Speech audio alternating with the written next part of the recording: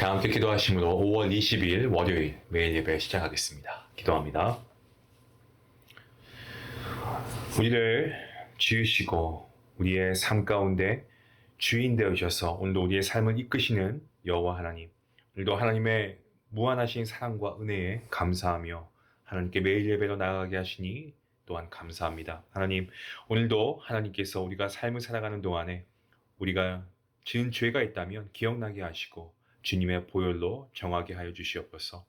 하나님의 용서하심과 자비하심을 의지하며 나아가게 하시고 우리가 날마다 우리의 죄를 하나님 앞에 회개할 때에 죄 씻음의 역사가 날마다 경험되어지는 은혜가 있게 허락하여 주시기를 간절히 소원합니다.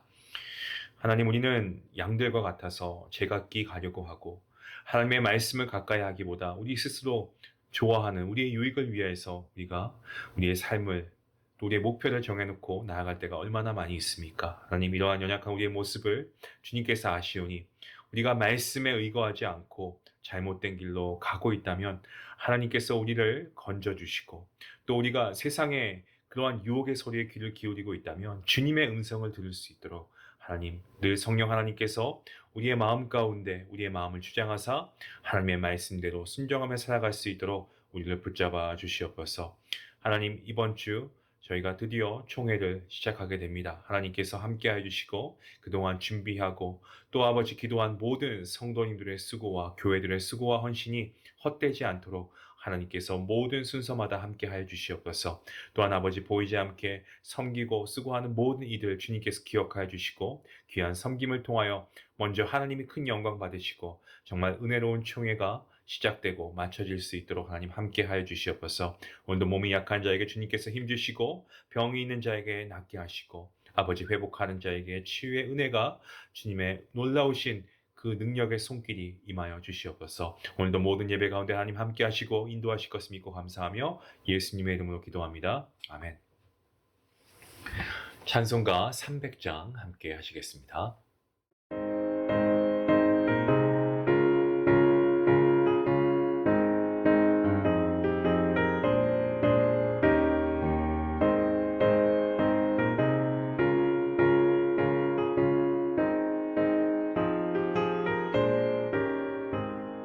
주의 친절한 화려한 기세 우리 마음이 편안하리니 항상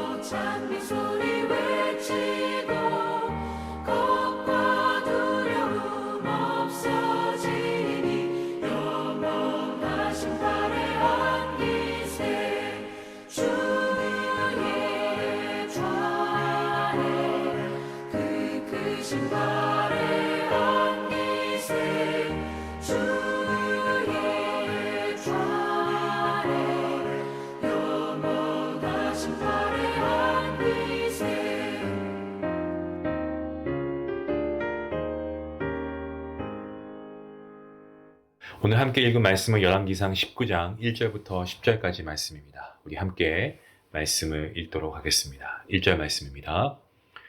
아합이 엘리야가 행한 모든 일과 그가 어떻게 모든 선지자를 칼로 죽였는지를 이세벨에게 말하니 이세벨이 사신을 엘리야에게 보내어 이르되 내가 내일 이맘때에는 반드시 내 생명을 저 사람들 중 한 사람의 생명과 같게 하리라.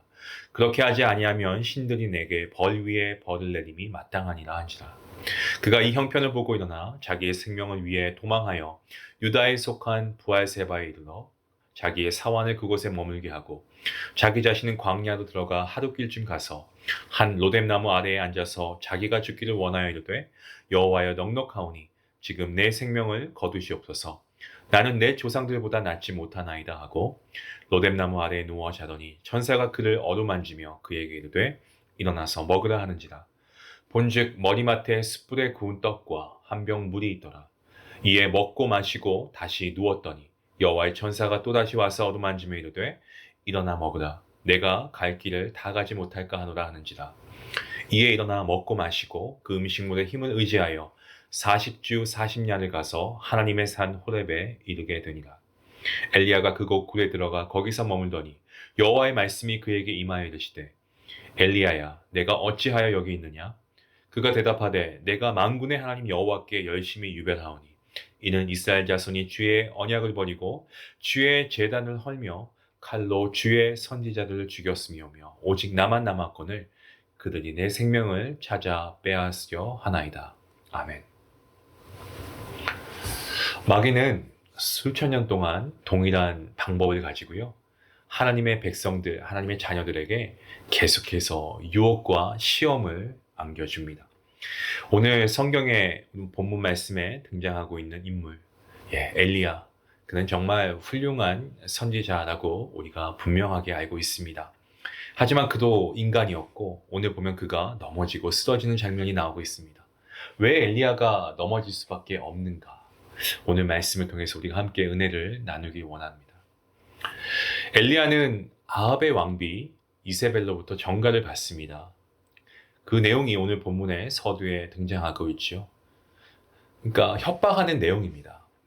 거기 있으면은 너는 죽임을 당할 것이다라고 이렇게 협박성의 전가를 받게 됩니다. 그러니까 엘리야가 어떻게 합니까? 그는 도망합니다. 그곳에서 하나님께 심지어 죽기를 기도하고 있는 그의 모습을 봅니다. 여러분 한번 생각해 보시기 바랍니다. 이세벨의 위협이 오늘만 있었던가?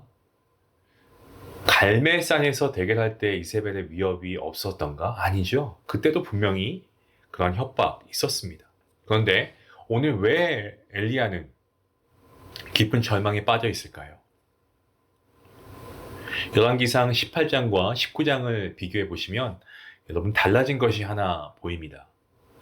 바로 바라보는 것이 달라졌습니다. 갈멜산에서 그는 온전히 하나님만 신뢰하고 하나님만 바라보았습니다. 그때까지 엘리야의 비전을 가득 채우고 있었던 것은요, 오직 하나님 한 분이었습니다. 그 하나님을 통해서 모든 것을 바라보았기 때문에 아무리 작은 것도 크게 볼 수 있었습니다. 그런데 엘리야는 이제 어떻습니까? 마치 망원경을 거꾸로 들여다보는 것처럼 갑자기 그의 시각이 엄청나게 왜곡되기 시작합니다. 오직 하나님만 바라보았던 그의 눈이 갑자기 주변 환경을 보기 시작합니다. 여러분 여기서 우리가 무엇을 깨닫게 됩니까? 우리가 담대하게 되는 것도 용기의 원천인 주님으로부터 우리가 하나님을 의지하지 않고 우리의 눈을 떼는 순간 우리는 그 모든 담대함과 용기를 잃어버리고 맙니다. 우리를 보호해 주시고 그리고 공급해 주실 수 있는 유일한 하나님께 초점을 맞추는 것을 잃어버리는 그 순간은요, 우리는 계속해서 뒷걸음질 칠 수밖에 없고요, 신앙생활을 미끄러지기 시작합니다. 성도 여러분, 엘리야에게 필요했던 것은 살아계신 하나님께 자기의 시선을 계속 집중시키는 것이었죠. 우리도 마찬가지입니다. 우리의 시선을 환경에 고정시키면 안 됩니다. 그 순간 우리는 넘어지게 될 것이고 그 순간 우리는 미끄러지고 추락할 것이기 때문에 그렇습니다. 우리의 시선 누구에게 고정해야 되겠습니까? 오직 하나님께 우리의 시선을 고정할 때 우리는 우리를 통해서 하나님께서 일하심을 경험하게 될 줄로 믿습니다. 엘리야는 지금 도망가고 있습니다. 이세벨을 피해서 갈멜산에서 이스라엘 평지로 다시 남쪽으로 주랭랑을 쳐서 부엘세바라고 하는 곳까지 이르게 됩니다.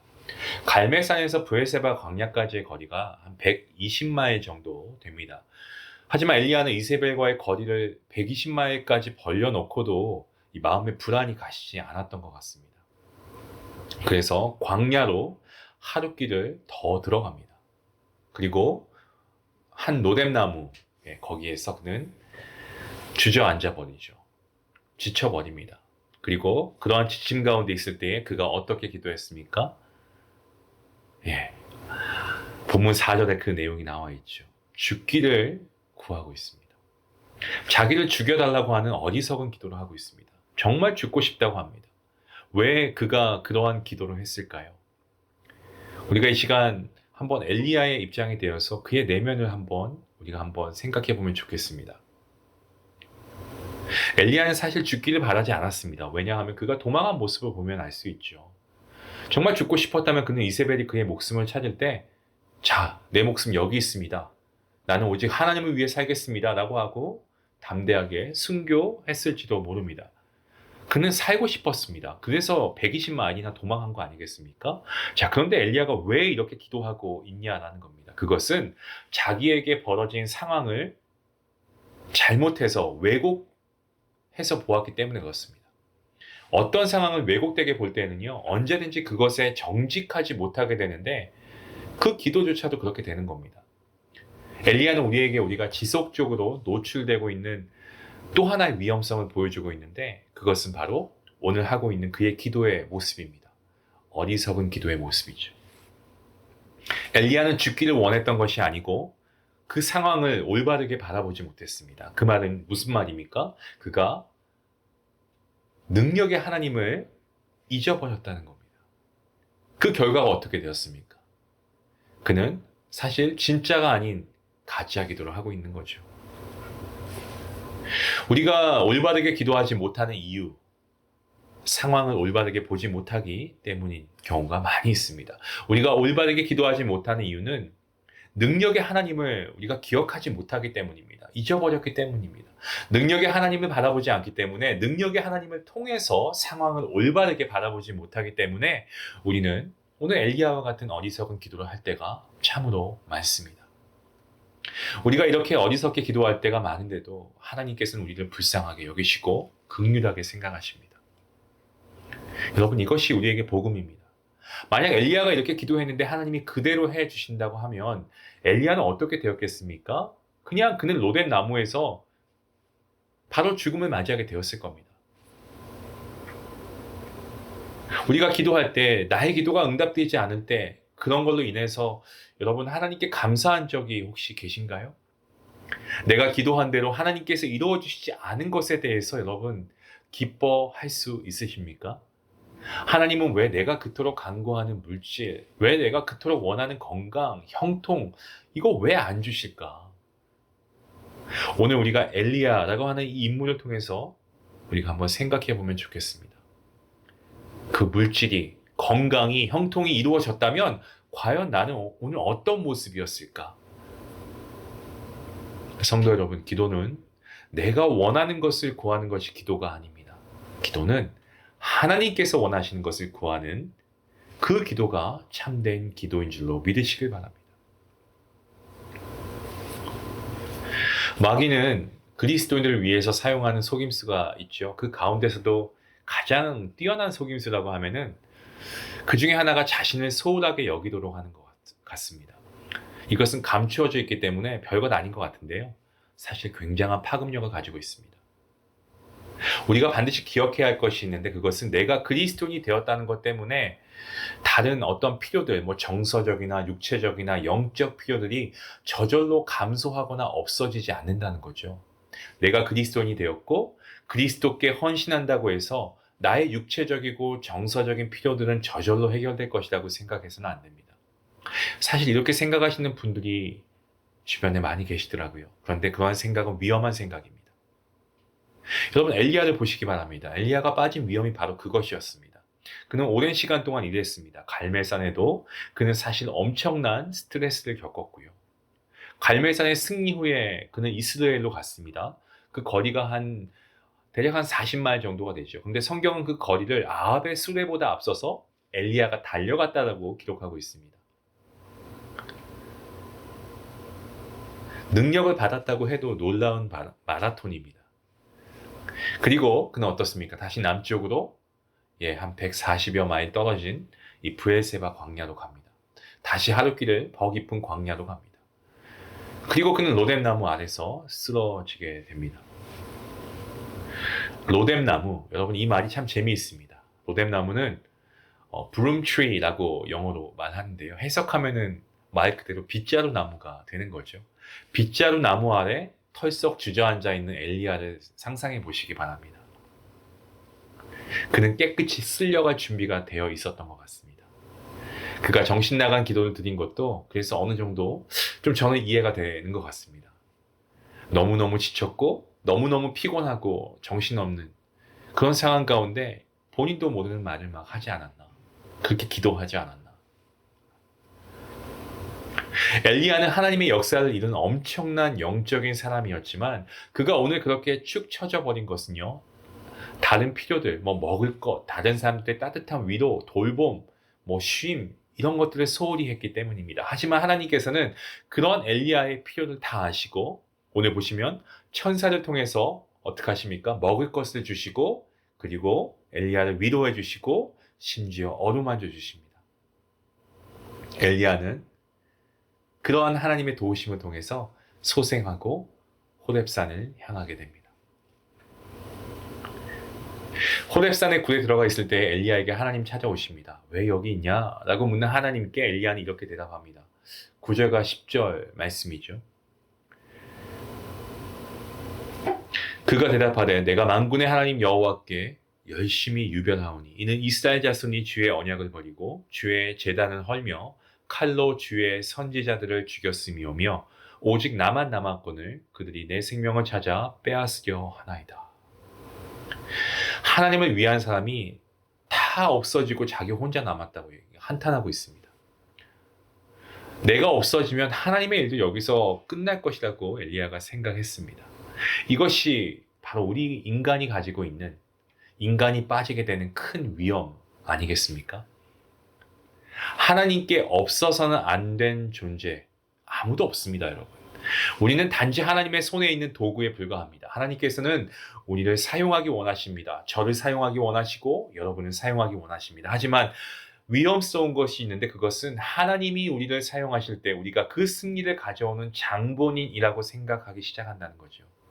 하나님께서는 우리 모두가 사용되기를 원하시고요. 우리를 사용하시길 원하십니다. 그래서 내 입장에서 보면 잘못될 위험이 거기에 있습니다. 하나님이 이렇게 나를 사용하기 때문에 내가 없으면 아무것도 안 될 거야. 이러한 착각을 한다는 거죠. 여러분 천만의 말씀입니다. 하나님께서는 하나님 편에 있었던 사람들을 엘리야 말고도요. 7,000명이나 남겨 놓으셨습니다. 사랑하는 성도 여러분, 저는 여러분 모두가 하나님께 붙들려 사용되기를 원합니다.